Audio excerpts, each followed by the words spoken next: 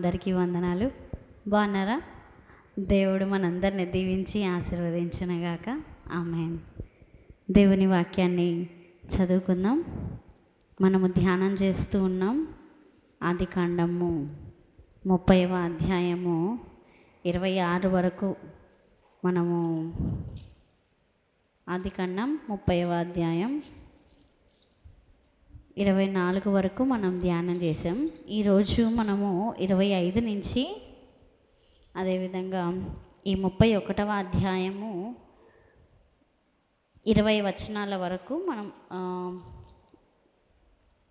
ఈ 31వ అధ్యాయము కూడా మనము ధ్యానం చేద్దాం. ఈ 31వ అధ్యాయం 34 వచనాల వరకు, ఈ 30వ అధ్యాయం, అదేవిధంగా ఈ 31వ అధ్యాయం 34 వరకు ఈ యొక్క అధ్యాయాన్ని, ఈ రెండు అధ్యాయాలని కూడా మనము ధ్యానం చేద్దాం. ముందుగా ఈ యొక్క వాక్య భాగంలో మనము చదవనే ఉన్నటువంటి వచనము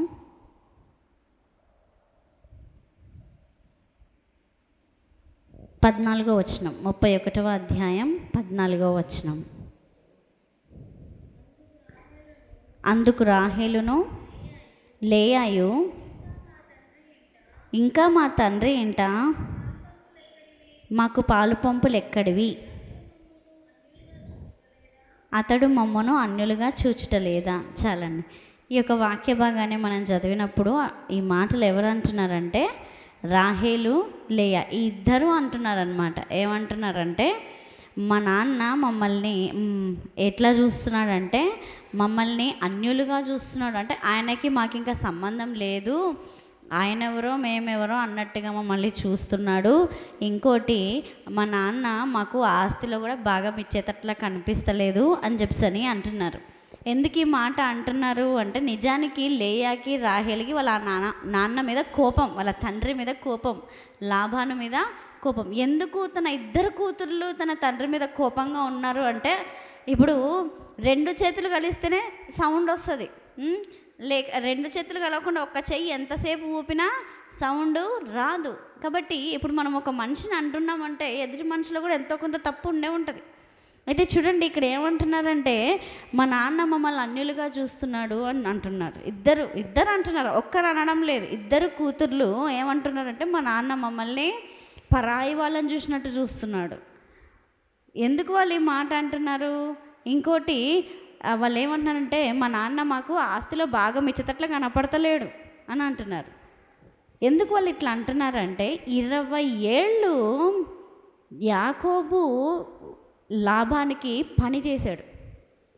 ఒకటి కాదు, రెండు కాదు. ఆ అమ్మాయి కోసం 6 ఏళ్ళని కాదు, ఈ అమ్మాయి కోసం 6 ఏళ్ళని కాదు, కానీ అంత మాత్రమే కాదు, కానీ ఆ తర్వాత కూడా మొత్తం 20 ఏళ్ళు యాకోబు లాభానికి పని చేసినాడు.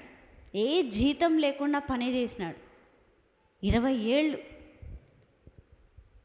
అయితే వీళ్ళ ఉద్దేశం ఏంటంటే, వీళ్ళకి చూస్తే ఎవరికైనా అర్థమైపోతుంది, వాడుకుంటున్నాడు, బాగా వాడుకుంటున్నాడు. తన లాభం కోసం, వాళ్ళని సొంత లాభం కోసము ఏం చేస్తున్నాడంటే వాళ్ళని వాడుకుంటున్నాడు. ఇంట్లో పనులు బాధ్యతలు అప్పగించి యాకోబును తన సంతానాన్ని మరలా వాళ్ళకు పుట్టినటువంటి పిల్లలను కూడా ఇతను ఏం చేస్తున్నాడు అంటే తను అభివృద్ధి చెందడానికి వారిని వాడుకుంటున్నట్టుగా కనపడుతుంది. నిజానికి సహజంగా ఏం చేస్తాం, పెళ్ళైపోయినాక నైనా ఇదిగోండి నీ భార్య, ఇదిగో ఇంకా నీకు పిల్లలు పుట్టినారు, నీ బ్రతుకు నువ్వు బ్రతుకు నైనా, లేదంటే నువ్వు ఇంత చేసావు, నీకు ఇంత భాగం ఇస్తాను, నా ప్రేమ కొలది, నా పిల్లల మీద ప్రేమ కొలది నీకు ఎంతో కొంత ఇస్తాను నైనా, తీసుకొని నువ్వు నీ పిల్లలు కష్టపడి, నువ్వు నీ పిల్లలు నీ భార్య కష్టపడి పనిచేసి అభివృద్ధి చెందనైనా అని పంపిస్తారు. లేదంటే వాళ్ళకి ఎంతో కొంత వాళ్ళ దగ్గరే పెట్టుకొని ఎంతో కొంత ఇస్తారు. కానీ 20 ఏళ్ళు ఏమీ ఇవ్వకుండా యాకోబును పని చేయించుకున్నాడు. అది దేవుడు చూశాడు. మనుషులు ఎవ్వరు చూసినా ఏమి అనలేని పరిస్థితి. చూడండి, వాళ్ళ తల్లిని తండ్రిని వదిలి వచ్చి 20 ఏళ్ళు అయింది. 20 ఏళ్ల నుంచి యాకోబు పని చేస్తున్నాడు తన మామకి. అయితే చూడండి, యాకోబు కానాన్లో పుట్టాడు, హారాన్లో త వాళ్ళ అన్నకి తనకి గొడవ జరగడం వలన ఇద్దరు కొట్టుకొని చచ్చిపోతారేమో అని చెప్పి వాళ్ళ అమ్మ పెళ్ళి కారణం పెట్టుకొని యాకోబుని ఏం చేసింది, హారానికి పంపించింది. వాళ్ళ అమ్మ చెప్పినట్టుగానే పెళ్ళి చేసుకున్నాడు. 1 కాదు 2 చేసుకున్నాడు, 2 కాదు తర్వాత 4 అయినాయి. దేవుని ప్రియమైన ప్రజలారా, అయితే ఏమైంది చివరికి అని మనం ఆలోచన చేసినట్లయితే ఇక్కడ కొన్ని విషయాలు నేను మీకు చెప్పాలని వచ్చాను. అయితే యాకోబుని లాబాను బాగా వాడుకుంటున్నాడు. ఇది చూశాడు లాబాను బాగా వాడుకోవడము, అవసరాలకి బాగా వాడుకోవడం, బాగా పని చేయించుకోవడం చూసి దేవుడు ఏమన్నాడంటే, మరలా దేవుడు యాకోబుకి ప్రత్యక్షమై, నువ్వు ఆ యొక్క హారాన్ని వదిలేసి కానానికి వచ్చే, నువ్వు నీ పిల్లలు నీ భార్యలు అందరూ కూడా బయటికి రండి అని చెప్పి దేవుడు అన్నాడు.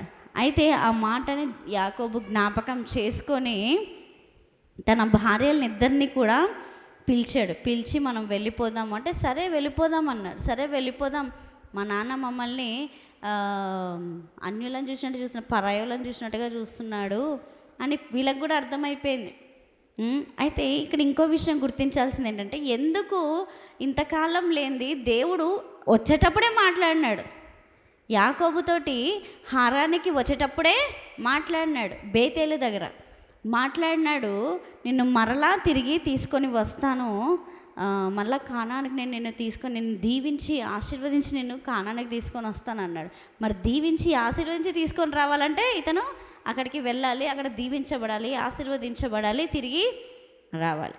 దేవుని ప్రియమైన ప్రజలారా, లాబాను ఎందుకు అతన్ని ఆ విధంగా చేశాడు అని మనం ఆలోచన చేస్తే, తన అన్నని మోసం చేసినాడు. ఎందుకు మోసం చేసినాడు వాళ్ళ అన్నని అంటే, జాలి లేదు వాళ్ళ అన్న మీద. యాకోబుకి జాలి లేదు వాళ్ళ అన్న మీద. జాలి లేనందున వాళ్ళ అన్నని ఇతను మోసం చేశాడు. వాళ్ళ అమ్మ ఇతను ఇద్దరు కలిసి మోసం చేశారు. తల్లి బుద్ధి చెప్పాలి, లేకపోతే కొడుకన్నా బుద్ధి చెప్పాలి. చెప్పినప్పుడు ఇద్దరు కుమ్మక్కయ్య ఏం చేసినారు, ఏశావుని మోసం చేసినారు. ఏది విత్తుతామో అదే కోస్తాము అన్నట్టుగా ఇక్కడ లాబాను చేతిలో 20 ఏళ్ళు లాభమే లేకుండా లాబాను చేతిలో నలిగిపోయాడు యాకోబు. జాలి పడలే, 1 సంవత్సరం కాదు 2 సంవత్సరాలు, 20 సంవత్సరాలు లాబాను ఏం చేసినాడు, అతన్ని మీద జాలి చూపకుండా అతన్ని మోసగిస్తూ వచ్చినాడు. అందుకే యాకోబు ఆ యొక్క ప్రతిఫలాన్ని అక్కడ అనుభవించినాడు. ఏది విత్తాడో అక్కడ అది అతను పొందాడు. అయితే ఈ యొక్క లాబాను ఈ విధంగా చేశాడు. ఆ తర్వాత మరలా ఈ యొక్క జంతువుల విషయం అంటే, ఇతను వెళ్ళిపోతానన్నాడు. ఓ రోజు లాబాన్ని కలిసి అన్నాడు అనమాట యాకోబు, నేను వెళ్ళిపోతాను, నేను నా భార్య నా పిల్లలు మక్క వెళ్ళిపోతాము ఇంకా మేము అని అంటే, నీకు ఏం కావాలి చెప్పు, నీకేం కావాలి, నీకు జీతం కావాలా, నువ్వు జీతం ఆశిస్తున్నావా అంట. ఇంత పని చేస్తున్నాడు, ఇవ్వాలని నీకు తెలియదు, జీతం కావాలా, నువ్వు జీతం ఆశిస్తున్నావా అంట. పిల్లలు పుట్టినారు, వాళ్ళకి ఆస్తులు వద్దా, వాళ్ళకి బ్రతుకు తెరువు చూపియొద్దా. అయితే ఈయన అన్నప్పుడు సరే ఒక నిర్ణయానికి వద్దాం అని చెప్పి నిర్ణయానికి వచ్చి, మచ్చలు జంతువులకి కొన్ని పొట్టేళ్ళకి మేకలకి వాటికి మచ్చలు ఉన్నవి తక్కువ ఉంటాయి, సహజంగా తక్కువ ఉంటాయి మచ్చలు ఉంటాయి, దాదాపుగా అన్నీ తెల్లగా ఉంటాయి సహజంగా. అయితే మచ్చలు పొడలు ఉన్నటువంటివి చాలా తక్కువగా ఉంటాయి. అయితే లాబాన్ ఏమి కుయుక్తి పనినాడు, మచ్చలు చారలు పొడలు ఉన్నటివి తక్కువ ఉంటాయి కదా, వానికి జీతంగా పెట్టేద్దాం, అట్లాంటివి ఉన్నట్లయితే అవి నీకు జీతం అని పెడదాం, ఈ మిగతా తెల్లటివన్నీ నా భాగం అని పెడదాం, ఇవి ఎక్కువ ఉన్నాయి అని చెప్పేసి ప్లాన్ వేసినాడు. ప్లాన్ వేసి ఏం చేసినాడు, ఇదిగో తెల్లనివన్నీ నాకి, మచ్చలవన్నీ నీకే అన్నాడు. ఓకే అని ఇద్దరు ఓకే అనుకున్నారు. ఇతను ఏం చేసినాడు, కొడుకులకి తన మందల్నిచ్చి పంపించినాడు, మిగిలిన వాటిని ఇక్కడ కొన్ని ఉంచినాడు అతను మేపడానికి. లాబాన్ అన్నమాట కొన్నిటిని ఇచ్చి తన కొడుకులకి ఇచ్చి పంపించేసినాడు. పంపించేసిన తర్వాత కొన్నిటిని మాత్రం ఇక్కడే పెట్టుకున్నాడు. అయితే చూడండి, దేవుడు ఒక మనిషిని ఎట్లా దీవిస్తాడు, ఒక మనిషిని ఎట్లా ఆశీర్వదిస్తాడు అని మనం ఆలోచన చేస్తే, యాకోబు జీవితంలో దేవుడు యాకోబుకి జ్ఞానము, సమర్థత, తెలివి ఇచ్చినాడు. అయితే ఎప్పుడైతే జంతువులు జత కడతాయో అప్పుడు ఒక మొక్కని పెట్టేవాళ్ళు అన్నమాట. ఏంట మొక్క అని మనం చూసినట్లయితే, ఇక్కడ ఇక్కడ ఒక మొక్క గురించి, ఇక్కడ ఒక చెట్టు గురించి రాయబడి ఉంది. ఇది 45 నుంచి మనం చదువుదాం.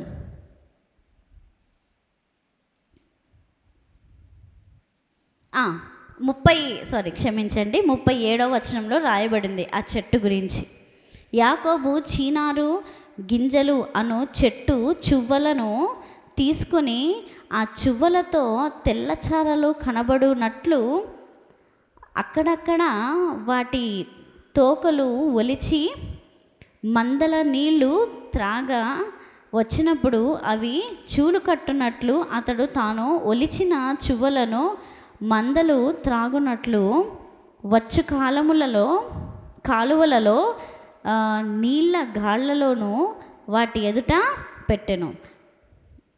ఇక్కడ ఏంటంటే ఒక చెట్టు గురించి రాయబడి ఉందన్నమాట. అది ఏం చెట్టు అంటే ఇక్కడ మనకి ఏమని రాయబడింది, చీనారు గింజలు అని రాసింది.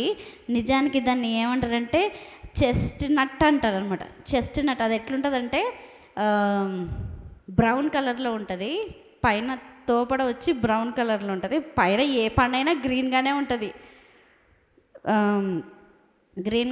లైట్గా ముళ్ళు ఉంటాయి. దాన్ని ఓపెన్ చేస్తే లోపల విత్తనం ఉంటుంది. ఆ విత్తనానికి మళ్ళీ ఒక పొర మందంగా ఉంటుంది.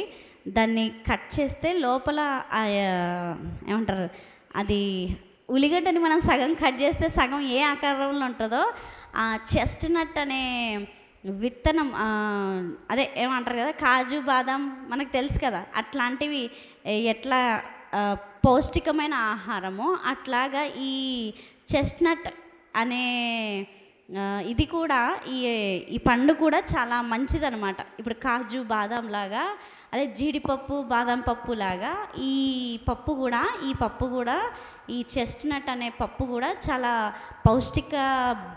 పౌష్టిక పదార్థాలు ఉండేటటువంటి మంచి పప్పు అన్నమాట. ఇది అంటే మనం పప్పు చేసుకునే దానికి కుదరదు.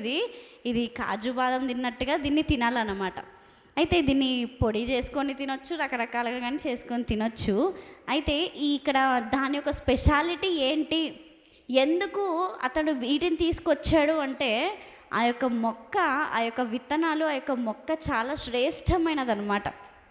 చాలా శ్రేష్టమైనది. దాంట్లో విటమిన్ బి అనేది చాలా అధికంగా ఉంటుంది. అది కీళ్ళ నొప్పులకి పనిచేస్తుంది, గుండె సమస్యలను తీరుస్తుంది, షుగర్ బీపీని కంట్రోల్లో ఉంచుతుంది, చర్మ వ్యాధుల్ని అది కంట్రోల్లో ఉంచుతుంది, దూరం చేస్తుంది. ఇంకోటి జ్ఞాపక శక్తిని కూడా ఆ యొక్క చెస్ట్నట్ అనే పప్పు ఏమంటారు మంచి బలాన్ని ఇస్తుంది అన్నమాట. మంచి పోషక విలువలు గల ఆహారం అన్నమాట. అది అంత మంచి విలువ గల మొక్కలు ఎప్పుడైతే అవి చూలు కడతాయో, ఎప్పుడైతే అవి జత కడతాయో అప్పుడు వాటిని తుంచి తీసుకొచ్చి నీళ్ళు పారుతూ ఉంటాయి కదా, నీళ్ళు తాగడానికి మేకలు పొట్టేళ్ళు వస్తాయి కదా, అప్పుడు వాటిని తీసి దాంట్లో వేసేవాడు అనమాట. అయితే అవి చూసినప్పుడు కొంచెం చారాలుగా గ్యాప్ కనిపిస్తూ ఉండేది ప్లేస్.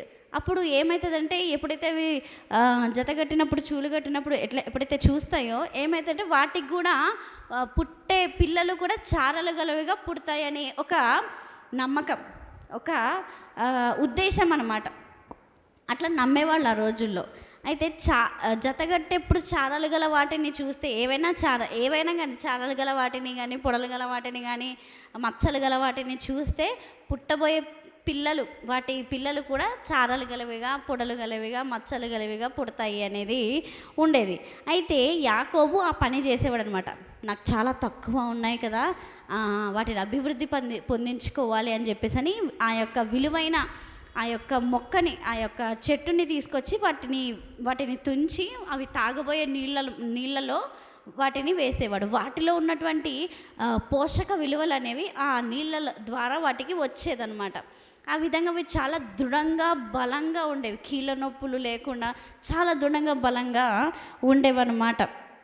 అయితే అంత మాత్రమే కాకుండా ఏ రోగం ఉన్నా కూడా ఇవి కంట్రోల్లో ఉంచుతాయి, కొలెస్ట్రాల్ని కూడా కంట్రోల్లో ఉంచుతాయి. చాలా విలువైన పప్పు మనకు కూడా దొరుకుతుంది. మనం సూపర్ మార్కెట్లోకి వెళ్ళి అడిగితే కనుక దీన్ని చెస్ట్నట్ అంటారు అనమాట. అయితే అడిగినట్లయితే అది చాలా మంచి బలం అన్నమాట. మనము తినే కాజు బాదాంలో 2% ఉంటే ఈ యొక్క చెస్ట్నట్ అనే పప్పులో అది 10కి 10% ఉంటాయి అన్నమాట పోషక విలువలు. అది చాలా మంచి పప్పు అనమాట. అయితే చూడండి, ఇటువంటిది తీసుకొచ్చి యాకోబు తీసుకొచ్చి నీళ్ళల్లో వేయడం ద్వారా అవి తీసుకుంటూ ఉండేవన్నమాట. అవి చాలా బలంగా, దృఢంగా, ఆరోగ్యంగా ఉండేవి. అయితే ఆ యాకోబు అభివృద్ధి పొందడానికి గల కారణం ఏంటి అని మనం ఆలోచన చేసినట్లయితే, ఒకటి దేవుని కృప, ఇంకోటి దేవుడు తనకు చేసినటువంటి వాగ్దానం. ఏమని వాగ్దానం చేసినాడు? నేను నిన్ను దీవించి ఆశీర్వదిస్తాను, నేను నీకు తోడై ఉంటాను అని అన్నాడు. కాబట్టి దేవుడు అతనికి తోడై ఉన్నాడు, దేవుడు అతని మీద కృప చూపించినాడు. దేవుడు తాను చేసినటువంటి ఇచ్చిన మాటనైనా తప్పలేదు. అందుకని చూడండి, ఎప్పుడైతే దేవుడు నువ్వు తిరిగి రావాలి అని చెప్పినాడో అప్పుడు సిద్ధపడినాడు యాకోబు. అది దేవుడు ఒకటి చెప్తే మనం దానికి లోబడ్డం అనుకోండి, మనం దేవుని దీవెనలు పొందుతామన్నమాట. అది చూడండి. అయితే ఈ యొక్క రాహేలు లేయా ఏమంటున్నారు? మా నాన్నకి మా మీద అసూయ, మా మీద మమ్మల్ని అన్యులుగా చూస్తున్నాడు అని చెప్పేసి, ఇంకోటి మాకు ఏంటది, ఆస్తిలో భాగము ఇవ్వట్లేడు, పిత్రార్జితంలో మాకు భాగము ఇవ్వాలని ఆయనకు ఉద్దేశం లేదు అని చెప్పేసి అని వాళ్ళ యొక్క అభిప్రాయాన్ని కూడా చెప్పారు. యాకోబు తన అభిప్రాయాన్ని చెప్పినప్పుడు ఈ ఇద్దరు కూడా వారి యొక్క అభిప్రాయాన్ని చెప్పారు. ఎందుకు వీళ్ళిద్దరు వచ్చారంటే, వీళ్ళిద్దరే లాభానికి కూతుర్లు, మిగతా వాళ్ళు దాసీలు అనమాట. అయితే కాబట్టి అతని కూతుర్లు అయినటువంటి లేయా రాహేల్ని యాకోబు పిలిచి తన అభిప్రాయాన్ని చెప్పాడు. మనం బయలుదేరదాం అన్నప్పుడు వీళ్ళు సరే బయలుదేరదాం అన్నారు. అయితే యాకోబు ఒక విషయం గమనించాడు. మరలా ఇతను ప్రయాణం అయ్యి వెళ్ళాలనుకున్నాడు. ఫస్ట్ మేము వెళ్తాను అని చెప్పి లాభానికి చెప్పినాడు, కానీ లాభాన్ని ఆపినాడు. ఏంటి, జీతం అనే ఆశ చూపించి లాభాన్ని ఆపినాడు. అయితే ఇక్కడ ఏం జరిగిందంటే, యాకోబు ఈ యొక్క పుట్టబోయే పిల్లలు చారలుగా పుట్టాలి అన్న ఉద్దేశంతో ఏదైతే ప్రయాస పడ్డాడో, అతని ప్రయాసం దేవుడు కృపతో జ్ఞాపకం చేసుకొని అతన్ని ఆశీర్వదించాడు. అతని పశువులను దేవుడు ఆశీర్వదించిన తర్వాత లాబాను తన కుమారులు ఇది చూసి అతని మీద అసూయపడి ఇప్పుడు ఒక మనిషికి మన మీద అసూయ కానీ కోపం కానీ మనస్పర్ధలు ఉన్నాయనుకోండి, అప్పుడే వాళ్ళ మాట తీరు, వాళ్ళ మొహము, వాళ్ళ పలకరింపు అప్పుడే తేడాగా ఉంటుంది. దీనికి పెద్ద మనమేమి హ్యూమనాలజీ అదేదో ఉంది కదా, సైకాలజీ, అది చదవనక్కర్లేదు, మనిషిని చూస్తేనే తెలిసిపోతుంది. ఒక మనిషి మనతో పాజిటివ్గా ఉన్నారా లేదా, ఫ్రెండ్లీగా ఉన్నారా లేదా, లేదంటే కోపంగా ఉన్నారా, లేదంటే ఏమైనా చెప్పుడు మాటలు విన్నారా అనేది తెలిసిపోతుంది. అయితే చూడండి, ఒక మనిషి మనల్ని ప్రేమిస్తున్నాడా, లేదంటే మన మీద అసూయపడుతున్నాడా, లేదా మన మీద కోపంగా ఉన్నాడా అనేది అతని మాట, ప్రవర్తన, చూపు బట్టి మనకు అర్థమైపోతుంది.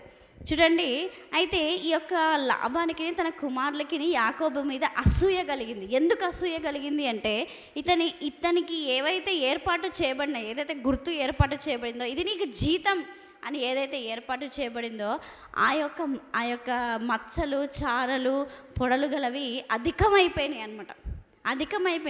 చూడండి, ఏదైతే విషయంలో మనం అడిగేస్తామో ఆ విషయంలో మనం జయం పొందుకోవాలంటే దేవుని కృప ఉండాలి. దేవుని కృప, దేవుని చిత్తం, దేవుని దీవెన, దేవుని ఆశీర్వాదం అనేది ఉండాలి.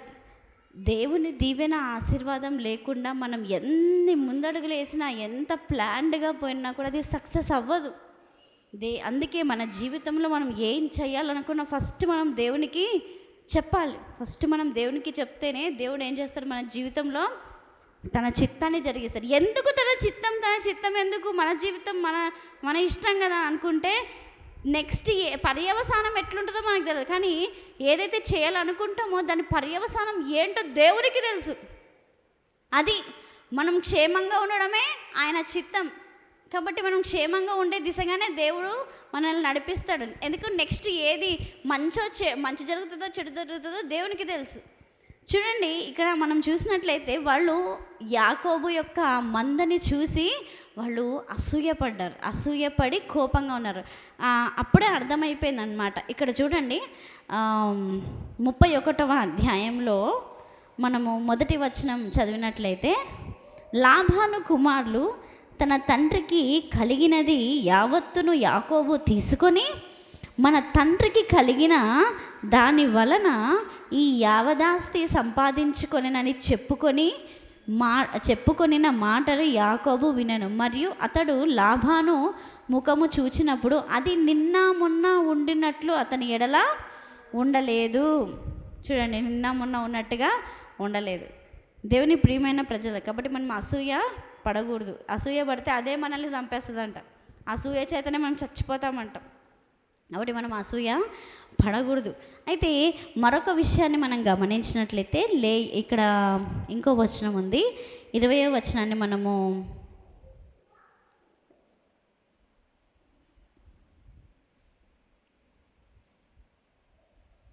చదువుదామండి ఒకసారి. 20వ వచనం, యాకోబు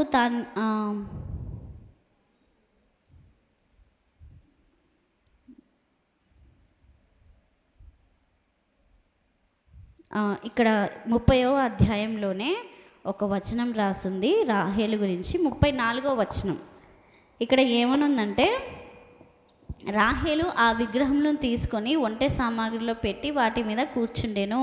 చాలండి. అయితే ఇక్కడ ఏం జరిగిందంటే, రాహేలు విగ్రహాలని తీసుకుంది. రాహేలు ఏం చేసింది? తన ఇంట్లో ఉన్నటువంటి విగ్రహాలని తీసుకుంది. అసలు ఆమె ఆ విగ్రహాలను తీసుకోవడానికి గల కారణం ఏంటి అంటే, ఆ విగ్రహాలు ఏవైతే ఉన్నాయో ఆ విగ్రహాలు ఎవరి దగ్గర అయితే ఉంటాయో వాళ్ళకి పిత్రార్జితము ఇవ్వాలి అనే ఒక ఆచారము మెసొపొటేమియాలో ఉంది. అయితే ఎవరి దగ్గర అయితే ఆ విగ్రహాలు ఉంటాయో వాళ్ళకి ఏం చేయాలి? పిత్రార్జితంలో భాగము ఇవ్వాలి. ఈ విధంగా ఆచారం అనేది అక్కడ మెసొపొటేమియా దేశంలో ఉందన్నమాట. వీళ్ళు ఏం చేసినారనమాట, ఈమె ఏం చేసింది? రాహేలు ఏం చేసింది? వాటిని దొంగిలించింది. ఎవరు చూడకుండా తీసుకొని ఆమె దాచిపెట్టుకొని ప్రయాణమై 3 రోజులంత దూరం, 3 రోజులు ఆగకుండా ప్రయాణం చేస్తూ ఉంటే, కనీసం ఒక 5-10 నిమిషాలు ఆగినా కూడా ఎంత లాంగ్ అయితే మనం వెళ్తామో అంత దూరం వాళ్ళు వెళ్ళిపోయిన తర్వాత లాబానికి తెలిసింది. ఏమని? యాకోబు చెప్పకుండా బయలుదేరినాడు. తన మామకి నేను వెళ్తున్నాను, నా భార్య పిల్లల్ని నాకున్నది నేను తీసుకొని వెళ్తున్నానని తన మామకి చెప్పలేదు. చెప్పకుండా ఏం చేసినాడంటే, తన భార్య పిల్లల్ని తనకున్న మందని తీసుకొని 3 రోజులు పట్టినంత దూరం వెళ్ళిపోయాడు. మన లాబాన్ ఎక్కడికి వెళ్ళిపోయినాడంటే, తన గొర్రెల యొక్క బొచ్చు కత్తిరించడానికి అతను వెళ్ళాడు. అయితే ఏం జరిగిందంటే, ఈమె అందరూ ప్రయాణమే వెళ్తున్నారు, బాగానే ఉంది. కానీ రాహేల్ చేసిన తప్పు ఏంటంటే, ఆ విగ్రహాలని ఎవరికీ చెప్పకుండా తీసుకొని ఆమె వాటితో పాటు వెళ్ళిపోయింది. వాళ్ళ నాన్న ఇంటికి వచ్చాడు, విన్నాడు ఇట్లాగ యాకోబు అందరూ వెళ్ళిపోయారు అని తెలిసిన తర్వాత అతను ఇంటికి వచ్చినప్పుడు అతనికి మరి చెప్పారో ఇతను పోయి విగ్రహాలు ఎతికాడో తెలియదు, కానీ మొత్తం మీద ఇంట్లో విగ్రహాలు లేవు. చూడండి, మనుషులు పోయారు అంటే నిజంగా బాధపడుతూ ఉంటారు, కానీ ఇంట్లో విగ్రహాలు లేవన్న విషయము అతనికి చెప్పారో తెలీదు, ఇన్ఫర్మేషన్ లేదు. చెప్పారో తెలీదు, ఇతనే పోయి ఎతికాడో తెలీదు. మొత్తం మీద విగ్రహాలు లేవు. పోయి యాకోబుని వెళ్ళాడు, కలుసుకున్నాక ఏంటి ఇలా జరిగింది అంటే, నా విగ్రహాలు కనిపించట్లేదు అని అన్నాడు. అంటే ఈయన యాకోబు అన్నాడు, నువ్వు 20 ఏళ్ళు నేను నీకు నమ్మకంగా పనిచేస్తే నువ్వు నన్ను ఇంకా అనుమానిస్తున్నావా? నువ్వు కృతజ్ఞత లేనివాడివి అని అన్నాడు. ఈయన తిట్టాడు, ఆయన తిట్టాడు, ఒకరికొకరు మాట అనుకున్నారు. కానీ అక్కడ పెద్దగా గొడవ జరగకపోవడానికి గల కారణం ఏంటంటే, ఆ రాత్రి దేవుడు లాబాను దర్శించి అతని నోటి మాటతో కూడా ఏమీ అనొద్దు అని ఆజ్ఞాపించాడు. అది దేవుడు. ఆయన మాట ప్రకారం జరిగించేవాడిని ఎవరైనా టార్గెట్ చేస్తే వాళ్ళకి ప్రత్యక్షమై మరి వార్నింగ్ ఇచ్చే దేవుడు. ఎందుకు? యాకోబు పక్షాన ఎవరు లేరు. అది దేవుని ప్రియమైన ప్రజలారా. అయితే ఈమె ఏం చేసింది? తీసుకొని వచ్చింది. కనీసం అక్క కన్నా చెప్పాలా, భర్త కన్నా చెప్పాలా? చెప్పలేదు. మరి లేయా ఎందుకు తీయలేదు? రాహేలే ఎందుకు తీసింది అంటే, ఈమెకి డబ్బు మీద అంత ఆసక్తి ఉంది, ఆస్తి మీద అంత ఆసక్తి ఉంది. దేవుని ప్రియమైన ప్రజలారా, మనం ఎంత సంపాదించుకున్నా విడిచిపెట్టిపోతాం. ఇంకోటి, మనం ఎంత సంపాదించుకున్నా అది మన లైఫ్ లాంగ్ ఉంటుందన్న గ్యారంటీ లేదు. ఎవరన్నా ఎత్తుకుపోవచ్చు, పాడైపోవచ్చు, లేదంటే వేరే వాళ్ళకి ఇచ్చేయవలసి రావచ్చు, లేదంటే మనమే అమ్ముకోవాల్సిన పరిస్థితి రావచ్చు. ఏది మనల్ని ఏమంటారు, ఏది మనకి శాశ్వతంగా ఏది ఉండదు. దేవుని ప్రియమైన ప్రజలు, దేవుడు ఇస్తే తప్ప ఏది మనకి శాశ్వతంగా ఉండదు. చూడండి, ఈమె ఏం చేసింది? లేయా చేయలేదు. నిజానికి ఈమెకు ఒకడే కొడుకు, దాసి వల్ల 2 ముగ్గురే కదా. రాహేలుకి ఒకడే బాబు, ఎవరు? యోసేపు పుట్టినాకే యాకోబు తన ప్రయాణాన్ని ప్రయాణమై కానానికి వెళ్ళిపోదాం అనుకున్నాడు. ఎందుకు? దేవుడు చెప్పాడు కదా అని అనుకున్నాడు. కానీ వాళ్ళ నా మామ జీతాన్ని ఇస్తానని చెప్పి ఆశ చూపించి ఆపాడు. తర్వాత మంద ఎక్కువైపోతుంటే తన ప్రవర్తన, ముఖ కవలికలు డిఫరెంట్గా ఉంటుంటే ఇంకా వెళ్ళిపోవాలని ప్రయాణమై వచ్చాడు. చూడండి, లేయా ఎందుకు తీయలేదు విగ్రహాలు? తనకే కదా మగపిల్లలు ఉన్నారు, ఒక పాప, 11 మంది కొడుకులు, ఒక పాప. అక్కడ ఉన్నంత వరకు, హారాన్లో ఉన్నంత వరకు 11 మంది కుమారులు, ఒక పాప మాత్రమే లేయకుంది. లేయ కదా తీయాలి. కానీ రాహేలు ఒకడే కొడుకు, 2 దాసీల వల్ల పుట్టారు. అయితే ఎందుకు వాళ్ళు దాసీనిచ్చి పెళ్లి చేశారంటే దత్తత తీసుకోవడానికి అంట. ఎందుకు ఈమె ఇచ్చి పెళ్లి చేసింది రాహేలు? ఎందుకు భర్తనిచ్చి పెళ్లి చేసింది అంటే దత్తత తీసుకోవడానికి. ఎంత దత్తత తీసుకున్నా ఎవరి పిల్లలు వాళ్ళ పిల్లలే అవుతారు. చూడండి, అయితే రాహేలు ఎందుకు తీసుకుంది అంటే ఆమెకి పిత్రార్జితం మీద ఆశ ఉంది. నీ ఆశ దేవుడు భంగం చేయడు. నువ్వు ఆశించి ఎవరిని అడగాల? దేవుణ్ణి అడగాల. వచనాలు చూపించవచ్చు కానీ టైం లేదని నేను నోటి మాటలతో చెప్తున్నాను. నిజంగా నీకు ఒక ఆశ ఉంది. ఆ ఆశ ఉంటే నువ్వేం చేయాలా? నువ్వు దేవుణ్ణి అడగాల, ఊకుండాలా. కానీ ఈమెం చేస్తుంది? ఆశ ఉంది కదా, తాను తన ఆశను తీర్చుకోవడానికి దొంగతనం చేసింది. దేవుని ప్రియమైన ప్రజలారా, ఆశ ఉండడము, కోరికలు ఉండడం తప్పు కాదు. కానీ ఆ ఆశని, కోరికలు మనం దేవునికి చెప్పాలి. అంతేగాని మనంతటా మనమే స్వతహాగా తీర్చుకోవడానికి అది కుదరదు. చూడండి, ఆశించి ఏం చేసింది? దొంగతనం చేసింది. నీ ఆశ దేవుడు తీర్చాలా, కానీ నువ్వు తీర్చుకోకూడదు. ఈమె తీర్చుకోపోయి ఏం చేసింది? పాపం చేసింది, దొంగతనం చేసింది. అంత సంతానం లేకపోయినా కూడా ఈమె దొంగతనం. సంతానం ఉన్న ఆమెనే, లేయనే, పెద్ద పిల్లనే ఆ పని చేయలేదు. కానీ ఈమె చిన్న, ఆమె సంతానం లేదు, ఒకడే కొడుకైనా కూడా ఈమె ఆశించింది. దేవుని ప్రియమైన ప్రజ, నీ ఆశ దేవునికి చెప్పాలి. ప్రభు నాకు ఇది కావాలని చెప్పాలా, విడిచిపెట్టాలా. దేవుడు ఖచ్చితంగా ఏదో ఒక రోజు ఇస్తాడు. నిజంగా ప్రార్థించుంటే దేవుడు ఇచ్చుండేవాడేమో. కానీ ఈమెం చేసింది? ఇంకా ఆ దేశపు ఆచారాలని ఆచరిస్తుంది ఈమె. ఇవి తీసుకపోతే నాకు ఆస్తిలో భాగము సచ్చినట్టు ఇస్తారు. ఇవి నా కాడు ఉంటే ఖచ్చితంగా నాకు ఆస్తిలో భాగం సచ్చినట్టు ఇస్తారు అని చెప్పేసరి ఈమె వాటిని తీసుకొని వచ్చింది. చివరికి వాళ్ళ నాన్నే వచ్చి వెతికితే కూడా ఆమె మరలా అబద్ధమాడింది. చూడండి, మనంతటా మనం కోరికలు తీర్చుకోవడానికి ప్రయత్నిస్తే పాపం చేయడం తప్ప ఇంకోటి మనము చేయలేం. మనం అనుకున్నది మనము నెరవేర్చుకోలేం. దేవుని ప్రియమైన ప్రజ, ఏమైంది? తర్వాతకి ఒక బాబు పుట్టాడు, చనిపోయింది. కాబట్టి దేవుని ప్రియమైన ప్రజల, దేవుడు మనందరితో కూడా వీళ్ళ జీవితాన్ని ద్వారా మనతో మాట్లాడుతూ ఉన్నాడు. మనం ఎలా ఉన్నాం? యాకోబులాగా మోసం చేస్తున్నామా? జాలి లేకుండా ఉన్నామా? మనం కూడా మోసపోతాం. మన ఎడల కూడా ఎవరు జాలి చూపించరు. దేవుని ప్రియమైన ప్రజలారా, మనం యాకోబులాగా ఉన్నామేమో.